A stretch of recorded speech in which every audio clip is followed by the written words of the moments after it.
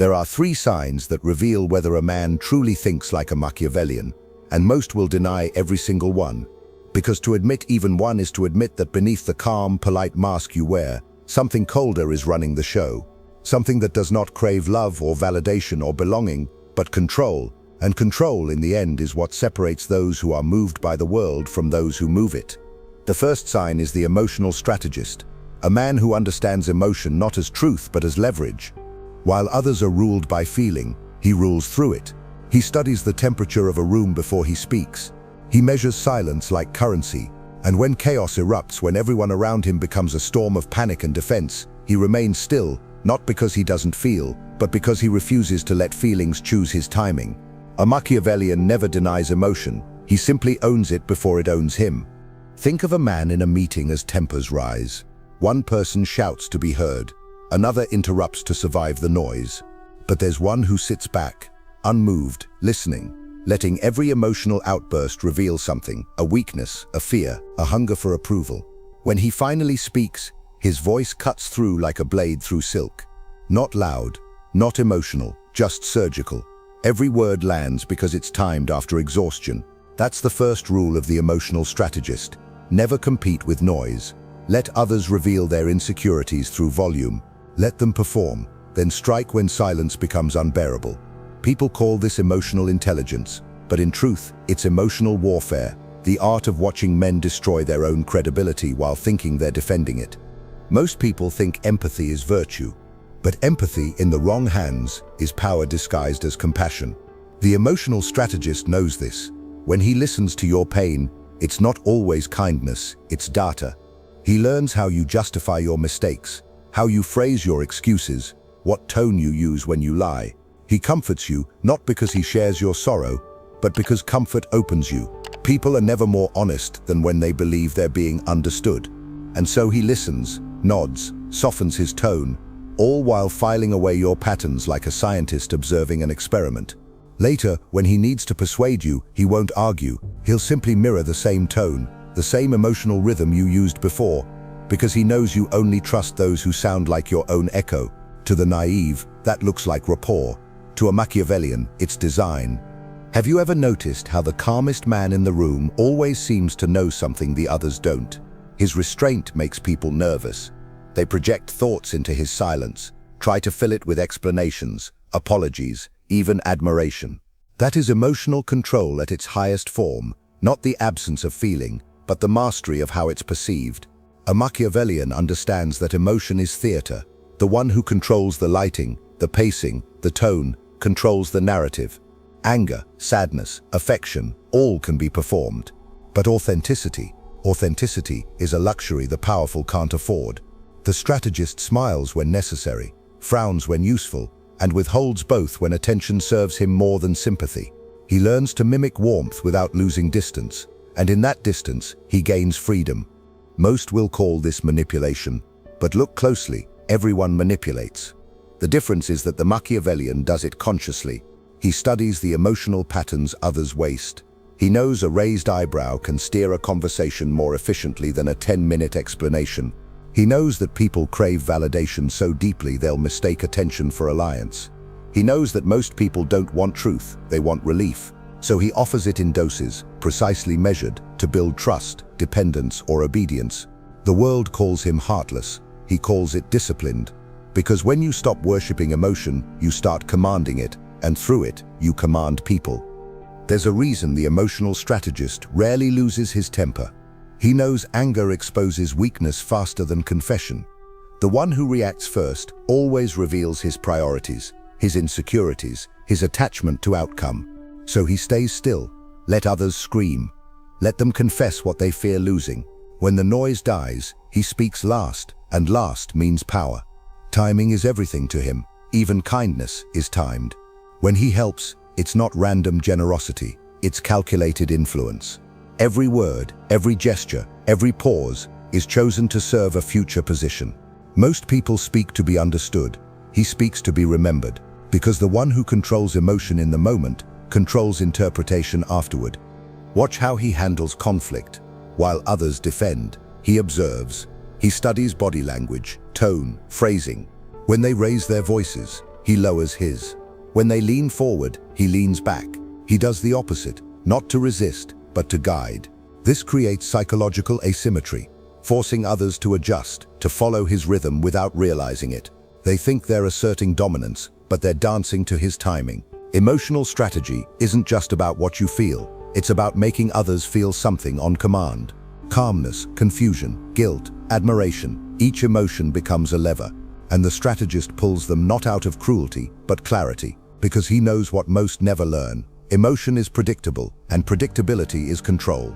There's a scene that plays out every day, in every workplace, family, and friendship. A disagreement arises.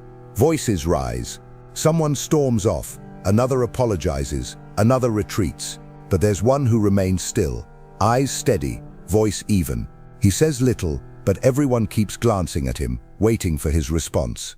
That man owns the room, not because he's loud or feared, but because his restraint magnifies his weight.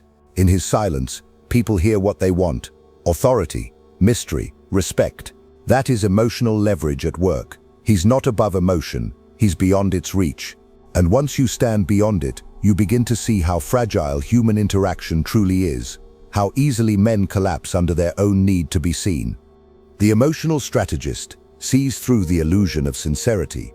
He knows that every act of honesty still carries motive. Even confessions are performances. They're just seeking forgiveness instead of applause.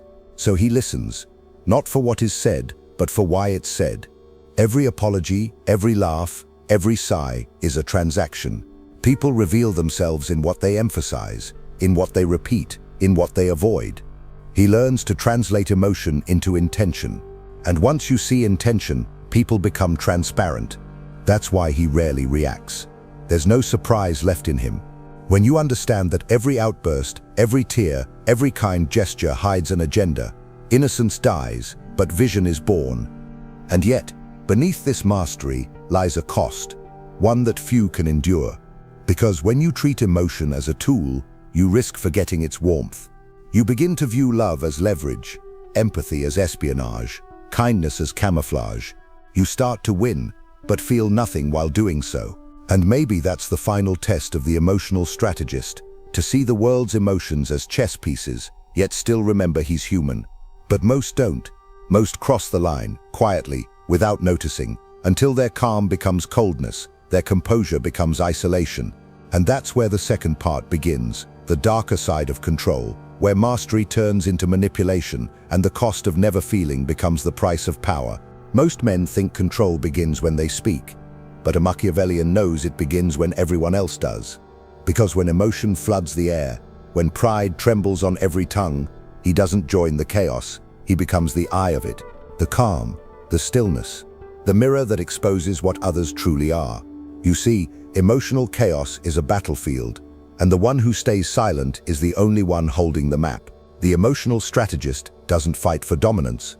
He allows others to show where they bleed. A trembling voice, a nervous joke, a defensive laugh. To him, these are coordinates, weak spots in the armor of personality. He never needs to shout, he only needs to watch. Because once you understand what provokes a man, you own him. It's a strange kind of power, the ability to stay calm while others burn. But it's not born of arrogance, it's born of patience. He doesn't suppress emotion to appear superior. He does it because timing is a weapon. The wrong reaction at the wrong time exposes you. It tells the world what matters to you, what shakes you, what you can't live without. And the Machiavellian refuses to give anyone that map. While most people reveal themselves through their reactions, he conceals himself through restraint. He lets others interpret his silence however they wish. Mystery, confidence, indifference. It doesn't matter. Every interpretation benefits him. Because confusion is leverage and clarity is vulnerability. You might think this is deception. It's not. It's discipline. The emotional strategist doesn't lie. He simply withholds. He understands that truth is a currency and not everyone deserves to spend it. He reveals pieces, never the whole. When you speak with him, you'll feel understood, but later you'll realize you know nothing about him. His words seem transparent, yet they conceal. His gaze feels warm, yet it measures. He builds trust, not through honesty, but through consistency. He doesn't rush to convince you. He lets time do it for him. Because real influence isn't built in moments of intensity. but in moments of composure, when everyone else is losing theirs. Picture a conversation between enemies. One loses his temper. The other smiles gently and says, "I understand." Those two words disarm more than any insult. They freeze conflict, not because they resolve it, but because they redirect it. The emotional strategist uses empathy like a scalpel. When he comforts, he doesn't soothe, he studies. He observes how people relax when they feel seen. And in that relaxation, they reveal everything. Secrets, doubts, attachments. They start confessing without realizing it. Empathy for him is not an exchange of feelings. It's an extraction of information. That's why he never raises his voice. Because when others feel heard, they stop defending themselves. And that's when they're most easily guided. But this control has a cost. Because when you see emotion as a tool, it begins to lose its color. Laughter becomes data. Tears become symbols. Joy becomes an equation. You stop feeling the world. You analyze it. And soon, what once made you human becomes your instrument. People call it emotional detachment. But that's not quite it. It's emotional engineering. You start to calculate sincerity. You start to predict compassion. You begin to sense before anyone speaks who's genuine and who's performing. And when you see that much truth, it's hard to believe in anything at all. The emotional strategist is not cruel. He simply values clarity more than comfort. He knows that emotion clouds perception, that anger distorts reason, that affection blinds judgment. So he practices stillness, not because it's easy, but because it's costly. Stillness forces you to confront your own impulses. It demands that you delay gratification, that you taste rage but never swallow it. The Machiavellian learns this early. He who reacts first loses twice, once to the situation and once to himself. So he trains his body to obey his mind. He breathes when others shout. He studies when others act. And through that self-command he gains what most men never even attempt: psychological sovereignty. In a world where everyone wears emotion like a badge, the one who hides it becomes unpredictable. And unpredictability is fear. People don't fear what they understand. They fear what they can't read. That's why the calmest man always unnerves the loudest. His stillness feels like judgment. His silence feels like dominance. In reality, he's not judging anyone. He's simply waiting for the moment when truth slips through noise. That's what makes him dangerous. Not his intelligence, not his charm, but his patience. He waits until others make the first mistake. And when they do, he doesn't punish, he positions. He uses their reactions to build his advantage, one measured step at a time. The irony is that people will call him emotionless, when in fact he feels everything. He just refuses to let feelings choose his words. He can experience rage without eruption, sadness without collapse, joy without dependency.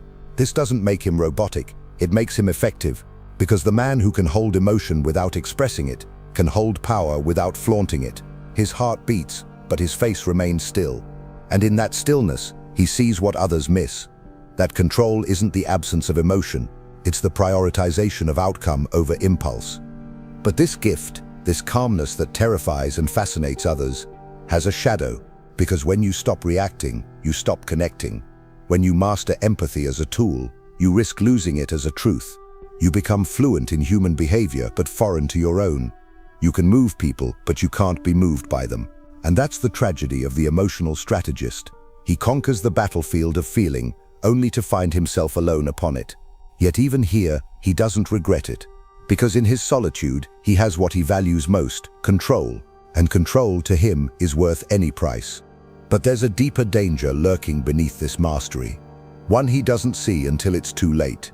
Because when control becomes instinct, manipulation becomes nature, and the line between strength and deceit begins to fade.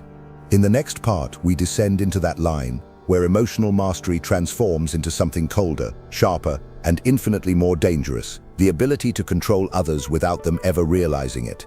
Power does not always announce itself. Sometimes it enters quietly, disguised as suggestion, hidden behind politeness, wrapped in silence. The second sign of a Machiavellian is the invisible controller, the one who guides without being seen, who influences without ever claiming credit. He does not lead through force, he leads through gravity. People orbit him because they feel his steadiness, his composure, his presence. But what they cannot name is the unseen current beneath it, the quiet manipulation that shapes their decisions before they realize they've been shaped. A true Machiavellian understands that overt control breeds resistance, subtle control breeds dependence, and dependence, once formed, never questions its master. The invisible controller knows that power built on domination is fragile. Fear creates rebellion, authority creates imitation. He chooses neither. Instead, he builds influence through perception. By controlling what people believe, not just what they see, he knows that men don't follow truth, they follow interpretation. So he curates his silence, his image, his timing. He lets others project strength, morality, or wisdom onto him, and he never corrects them. Why would he? To be misunderstood in a useful way is a higher art than being understood completely. Perception is more malleable than fact, and the Machiavellian bends it like light. He understands the science of suggestion. A question asked at the right moment can move more minds than a speech shouted in anger. He knows that people don't change because they're told to. They change because they think it was their idea, so he plants seeds in conversation. Small remarks that seem forgettable at first, but days later resurface as intuition. You'll hear someone say, "I've been thinking maybe we should try this," never realizing that the thought was never theirs. The invisible controller never pushes, he nudges. He never commands, he implies. He knows that when people feel autonomy, they obey more willingly. And so his greatest manipulation is invisibility, the ability to guide people's choices while convincing them they were free all along. Observe how he behaves in groups. He rarely argues. He rarely interrupts. Instead, he listens. But his silence is not submission, it's strategy. He lets others speak themselves into corners. He allows egos to expand until they suffocate. Then, when the air is thin, he speaks, softly, decisively, as though his words are the solution everyone was waiting for. They are not, but they sound like it, because timing is everything. To interrupt is to compete. To wait is to dominate. By the time he speaks, the crowd is too tired to resist. They confuse relief with agreement, and suddenly his idea becomes consensus. That is how invisible control works, through patience disguised as humility. The invisible controller thrives in uncertainty. While others rush to declare opinions, he observes the winds of influence. He never commits too soon. To take sides is to limit options, and a Machiavellian never limits himself. He praises subtly, criticizes indirectly, and observes constantly. His goal isn't to win arguments, it's to maintain position. He knows that every conflict eventually exhausts itself, and when it does, people seek stability. He ensures that stability looks like him. That's the secret. You don't need to win every battle. You only need to become the place everyone retreats to when the fighting ends. That's not leadership, that's ownership of loyalty. This is why he prefers silence over speeches. Silence forces others to speak in his place. They fill in the gaps, explain his motives, defend his image. In doing so, they build his myth. The Machiavellian knows that the most powerful reputation is not the one you declare, it's the one others invent for you. The invisible controller never says, "I am trustworthy." He simply behaves in a way that makes others say it for him. And when people define you positively on their own, they will defend that definition against anyone who challenges it. That's when you know control is complete, when others protect your illusion as if it were truth. But here lies the darkness behind the calm. Invisibility can consume you. The more you hide behind subtlety, the more detached you become from authenticity. You begin to communicate in riddles, to conceal intention beneath layers of plausible deniability. Every sentence becomes a chess move, every smile a tactic, and eventually, you start to forget where the performance ends. The Machiavellian risks losing his humanity in the pursuit of control, because invisibility, while powerful, is also isolating.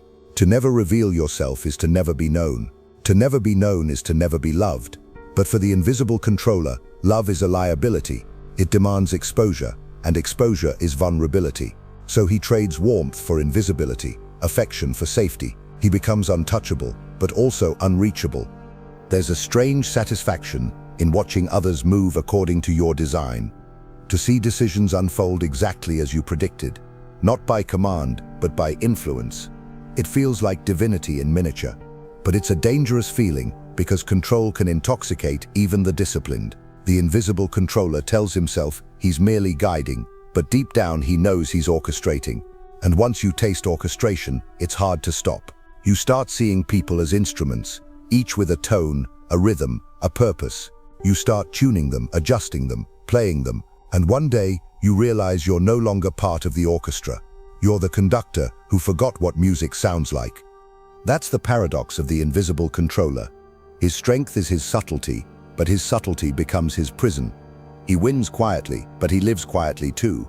He influences every conversation, yet belongs to none. He can shift destinies without leaving fingerprints, yet no one remembers his name. Power without recognition is purity, but also exile. And that is why, in the next part, we go deeper into his shadow, where invisibility evolves from quiet guidance into complete control, where manipulation becomes system and the world itself becomes his chessboard. Influence is not about visibility, it's about inevitability. By the time others realize they've followed your lead, the path has already closed behind them. That is the art of the invisible controller, not to convince, but to condition. In this world, persuasion is outdated. Subtle manipulation is the new diplomacy. He doesn't fight resistance, he erases it by making people believe they were never opposed to him in the first place. Every decision, every belief, every alliance begins as a thought, and he knows how to place that thought exactly where it will grow without suspicion. He studies the architecture of influence the way an engineer studies structure. He understands that human beings are not logical, they are associative.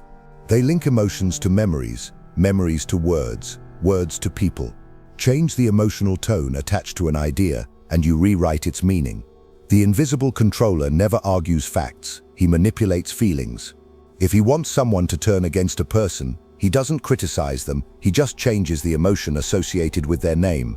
A faint sigh, a brief pause, a subtle shift in tone. The brain fills in the rest. Soon people start doubting what they once defended, not because of proof, but because of atmosphere. He builds these atmospheres deliberately, invisibly, until perception itself becomes his puppet. He doesn't dominate through presence, he dominates through absence. His silence becomes a mirror that others project onto. They fill it with their interpretations, their guilt, their admiration. The less he says, the more they assume, and assumption is a far more powerful tool than argument. Words can be debated, silence cannot. Silence makes people chase explanation. It compels them to reveal their motives just to earn a reaction. That's how the invisible controller turns the social battlefield upside down by making others do the speaking for him. He has no need to defend his reputation, because others build it on his behalf, brick by brick, rumor by rumor. All he does is plant a few well-timed gestures and watch. There's an elegance to it. While the emotional and impulsive fight for recognition, he becomes the background hum that guides them all. He hides influence behind the illusion of choice. Do as you wish, he says, but the options he offers are carefully curated, both leading to outcomes that benefit him. He builds frameworks of perception so seamless that even resistance serves his plan. People walk straight into the web, proud of their independence, never realizing their every step was predicted. That's how real power operates. It doesn't need consent, it designs it. To maintain this, the invisible controller studies human bias with almost religious devotion. He knows that people crave certainty, so he provides calmness. He knows they fear exclusion, so he provides belonging. He knows they seek meaning, so he becomes the interpreter of chaos. They depend on him without noticing. He rarely gives direct orders. Instead, he creates conditions that make obedience feel natural. When people feel understood, they obey without realizing it.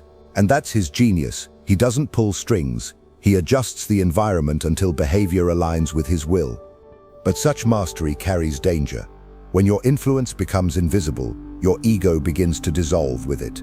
You lose the thrill of recognition, the satisfaction of applause. You start living between identities, the man who seems harmless and the mind orchestrating behind him. You learn to smile while thinking 10 moves ahead. You laugh at jokes you predicted hours ago. You act human only because it keeps others predictable. The invisible controller becomes both actor and observer, performing empathy while calculating motive, blending in while rewriting the script. Over time, even he begins to forget which version is real. He learns to feign weakness when it earns trust, to confess small truths to hide larger ones. Vulnerability becomes camouflage. The more he appears open, the safer his secrets remain. The world believes he's honest because he admits to flaws, but never the ones that matter. He reveals sins of vanity, never sins of strategy, and that selective honesty makes him untouchable. When accused, he disarms critics with humility. When challenged, he agrees softly, letting opposition exhaust itself. People mistake agreement for surrender, but surrender, in his hands, is a trap. Because once you stop resisting him, you start absorbing him. Watch him in a negotiation. He doesn't rush. He asks questions that sound harmless. What would make this easier for you? How would you feel about trying this? But each question is a rope, guiding thought, shaping perception, narrowing the field of choice. By the time the other person answers, they're already half convinced. This is control disguised as conversation. He's not after obedience, he's after alignment. He wants people to believe they reached his conclusions themselves. That way, even when they act in his favor, they defend it as their own idea. That is the highest level of control, when resistance becomes self-erasing. Yet there's a quiet horror behind all this brilliance. Because to remain invisible, he must live without recognition. To sustain the illusion of choice, he must erase the evidence of design. He becomes a ghost in his own victories, watching others celebrate outcomes he engineered. And while he tells himself that invisibility is freedom, a small part of him knows it's also disappearance. You can't be seen and unseen at the same time. You can't be human and architect simultaneously. So he watches from the shadows as others take credit for his work, smiling to himself, knowing that the satisfaction of control will never be shared. But control, like any weapon, dulls with overuse. The more he hides, the less he feels alive. And yet, he can't stop. Because the moment he steps into the light, his spell breaks. Influence only works as long as it remains unseen. That's the curse of the invisible controller. He wins the world, but loses his reflection. And soon, even he begins to wonder, if no one knows what I've done, did I really do it? The answer lies in the next transformation, the third sign, the detached architect. The one who no longer hides behind emotion or silence, because he's transcended both. He doesn't manipulate individuals, he manipulates systems. He doesn't seek power within rooms, he designs the rooms themselves. That is where this path leads, from emotional control to invisible guidance, to the creation of entire realities. The detached architect begins where manipulation ends, not with people, but with patterns. He no longer seeks to control conversations or emotions, he controls the conditions that give rise to them. He has transcended the small games of persuasion. His mind operates on structure, not sentiment. He studies systems the way others study faces. He sees how order is born from chaos, how behavior can be guided not by force, but by design. This is the highest evolution of Machiavellian thought, to move from influencing individuals to engineering environments. The detached architect does not pull strings, he builds the theater in which strings are pulled. He understands that power rooted in proximity is fragile. To control a person, you must be near them. To control the structure they depend on, you can remain unseen forever. And so while others waste energy manipulating hearts, he constructs frameworks that dictate how those hearts will move. He shapes incentives, hierarchies, and perceptions. He alters the invisible rules that govern action. While the naive believe they are choosing, he is the one who wrote the menu. The greatest form of control is not domination, it's design. The detached architect sees humanity as a network of cause and effect. He studies patterns, emotional, economic, social, until he sees the circuitry beneath human nature. He knows that people act not from principle, but from position. Place a man in one context, he will act noble. Shift his environment slightly, he will betray. The architect doesn't waste time judging morality. He alters the environment and watches morality change on its own. That's why he rarely blames or praises individuals. He understands that virtue and vice are products of structure, not soul. If you want to predict behavior, stop studying character, study conditions. He lives in detachment, not because he lacks empathy, but because emotion obstructs clarity. To design the world, you must step outside it, feel too deeply, and you'll start designing for comfort, not truth. The detached architect refuses that temptation. His loyalty is to results, not sentiment. When others ask, is it fair? He asks, does it work? When others ask, is it right? He asks, is it effective? That's what separates him from philosophers and politicians alike. He operates in the realm beyond morality, where function is the only measure of virtue. To him, stability is sacred, efficiency is grace, control is peace. His detachment gives him perspective. He sees conflict as energy, chaos as resource. He never intervenes directly. If two forces clash, he lets them. If a situation grows unstable, he observes it ripen until action becomes effortless. The detached architect acts only when the system is ready to bend, never before. He knows that timing is the true architect of outcomes. Interfere too early, and you reveal your hand. Wait too long, and the moment passes. But intervene precisely, with one stroke, one word, one move, and the entire structure reorients itself around your will. That is how empires are built without armies. That is how power endures without spectacle. He rarely debates. He designs environments where debate no longer matters. He doesn't demand loyalty. He creates ecosystems where disloyalty costs too much to attempt. People think they're making choices, but they're merely selecting within boundaries he engineered. That's the quiet brilliance of the detached architect. He replaces resistance with dependency. When people need the structure you've built to survive, they'll protect it even against themselves. They'll defend their own cage if it feels safe enough. He knows this, and that's why he builds cages made of comfort. This detachment makes him dangerous. Because once you see the world as a system, empathy becomes optional. You stop reacting to suffering. You start categorizing it. Tragedy becomes data. Loss becomes adjustment. He watches the pain of others with calm precision, not cruelty, but analysis. What caused this, he asks. What can be redesigned to prevent it? But prevention isn't always his goal. Sometimes chaos serves him better. He understands that every order requires disorder, that control depends on tension. So he doesn't fix every problem, he balances them. One crisis distracts from another. One enemy stabilizes 100 allies. It's not morality, it's maintenance. Most will never understand him, because most are too entangled in emotion to see the map behind the movement. They call him cold, ruthless, detached. But to him, these are compliments. They prove he's seeing what others can't bear to. He knows that empathy without direction becomes chaos, and power without detachment becomes tyranny. The detached architect stands at the midpoint, not heartless, but disciplined. His empathy is strategic, not sentimental. He feels when it serves the design, and withdraws when it interferes. This is not absence of feeling, it's governance of it. Yet this level of detachment comes with a whispering danger. The more he views life as system, the more he forgets he's part of it. He begins to see people as variables, relationships as formulas, existence as simulation. He predicts too much, he plans too deeply, and slowly inevitability becomes his prison. When you predict everything, you kill surprise. When you control every outcome, you erase wonder. Power becomes sterile, control becomes lonely. The very detachment that grants him clarity also robs him of connection. He builds perfect systems, but perfect systems have no room for life. Still, he doesn't stop. Because the detached architect has seen the futility of chaos. He knows what happens when feeling rules the world: betrayal, disorder, collapse.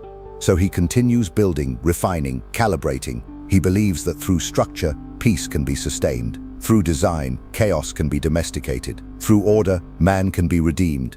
But deep down, a quiet question lingers, one he never asks aloud. If everything is designed, where does the designer fit in? If the world obeys your will completely, who are you when the world stops resisting? And that question leads to the final revelation, the one only the detached architect faces. The truth about creation, control, and the haunting realization that once you've mastered every system, there's nothing left to build but yourself. Mastery of the system is the final illusion. The detached architect believes he has reached the summit of control, that every motion, every human impulse, every ripple in the structure can be calculated and corrected. He has mapped emotion into logic, turned chaos into symmetry, replaced spontaneity with design. But there comes a point when perfection becomes confinement. The machine runs smoothly, yet something in him begins to fracture, because no matter how flawless the structure, it cannot account for the ghost inside it, the unpredictable, irrational spark that defies every equation. And the Machiavellian mind, once obsessed with control, begins to face its greatest adversary, the uncontrollable. He notices it first in silence. The meetings he used to dominate now feel empty. The outcomes he predicted no longer excite him. Every victory feels predetermined, like watching a film he's already written. He knows every scene, every betrayal, every resolution. Nothing surprises him anymore. Not success, not loss, not love. When you see through all human behavior, what remains to feel? The detached architect becomes a prisoner of his own foresight. He no longer lives, he observes. He no longer acts, he calculates. His detachment, once his weapon, now becomes his cage. Because control without risk is stagnation, and stagnation is death disguised as safety. But he can't simply return to emotion. He has seen too much. He has witnessed the chaos that sentiment creates, the irrationality of love, the fragility of trust, the poison of envy. To feel deeply again would mean to surrender power. To surrender power would mean to return to vulnerability. And vulnerability, to the Machiavellian, is annihilation. So he resists. He doubles down on control, fortifying every boundary, optimizing every structure, chasing perfection as a form of denial. Yet the more he refines the system, the more lifeless it becomes. Perfection devours meaning. The empire runs flawlessly, but no one in it remembers why it exists. There is a cruel irony in all of this. The detached architect built his world to prevent suffering, to eliminate the errors of emotion, and yet by removing imperfection, he removes connection. His kingdom of logic becomes sterile. People obey flawlessly but live hollowly. They fear him, respect him, depend on him, but they do not love him, because love cannot thrive under observation. It requires chaos, unpredictability, the risk of pain. He realizes too late that control can preserve everything except what makes life worth preserving. The same detachment that protected him from harm has also protected him from joy. So he starts to question quietly, not the system, but himself. What remains when the designer becomes obsolete? When every outcome bends to your will, do you still have one? For the first time, he feels the faint tremor of doubt, not weakness, but awareness. A whisper in the mind that asks, what if power was never the goal? What if power was just the illusion that kept you from seeing something greater? He resists it at first, because questioning control is the beginning of losing it. But the thought grows, feeding on every silence, every sleepless night. And slowly, the architect begins to see what all men of control eventually see. That domination is only half the equation. The other half is surrender. He remembers the faces of those he manipulated, the systems he built, the people who served his designs without ever knowing it. He wonders if they ever saw him, not the strategist, not the architect, but the man. Perhaps they didn't. Perhaps he never let them. For the first time, the thought stings, because what good is mastery if no one truly sees you? What good is building the perfect world if you can't feel it? He realizes that the ultimate cost of power is invisibility, not to others, but to yourself. When every move is calculation, you stop hearing the quiet pulse of instinct, the small irrational voice that once made you human. And that is where his final transformation begins. Not a fall, but a return. He doesn't abandon control, he reframes it. He begins to understand that true mastery is not the suppression of chaos, but the ability to coexist with it. The detached architect learns that design is most powerful when it breathes, when it allows for imperfection, when it accommodates unpredictability. He starts building systems that include error, not to eliminate it, but to balance it. He stops fearing disorder and starts using it as rhythm. He rediscovers the art of flexibility, the realization that sometimes the most strategic move is to yield, to let the current flow, to let people surprise him again. He still watches, he still calculates. But there's a difference now. He no longer views humanity as a machine to be programmed, but as a storm to be navigated. He accepts that emotion, once treated as a weakness, is also the source of all creation. That the same chaos he tried to eliminate is what gives his designs meaning. The detached architect, at last, learns what every strategist must. That control without surrender is tyranny, and surrender without control is ruin. Balance, then, is the final form of power. To command and yet let go. To design and yet be moved. To see everything and still choose to feel. And so the Machiavellian completes his evolution, from strategist to controller to architect, and finally to something beyond all of them. The creator who understands that mastery isn't about domination, but harmony. He doesn't abandon his ruthlessness. He refines it. He uses it with precision, not indulgence. He no longer manipulates to protect his ego, but to protect the delicate equilibrium between order and chaos. His detachment remains, but now it is tempered with understanding, because the most powerful man in the world is not the one who controls emotion, or hides behind silence, or designs reality. It's the one who has seen the mechanics of everything and still chooses to feel within it. And perhaps, when the final curtain falls and his structures fade into dust, people will finally understand him, not as the manipulator they feared, nor the architect they obeyed, but as the mind that saw the world for what it was, flawed, fragile, and magnificent. Because in the end, that is the ultimate Machiavellian truth. Control was never the goal. It was only the test, to see if you could hold power long enough to realize you no longer need it. If you've made it this far, it's because a part of you already knows this truth. Machiavellians don't announce themselves. They observe. They influence without effort and control without noise. Their power lies in understanding human nature, not fighting it. Now tell me in the comments, which sign do you see in yourself? The strategist, the manipulator, or the observer? If this message touched you, if it made sense, write in the comments, "I understand the game." Let's see how many here are truly ready to master the psychology of power. And don't forget, keep watching the next video. It's important, much more than you imagine. See you there.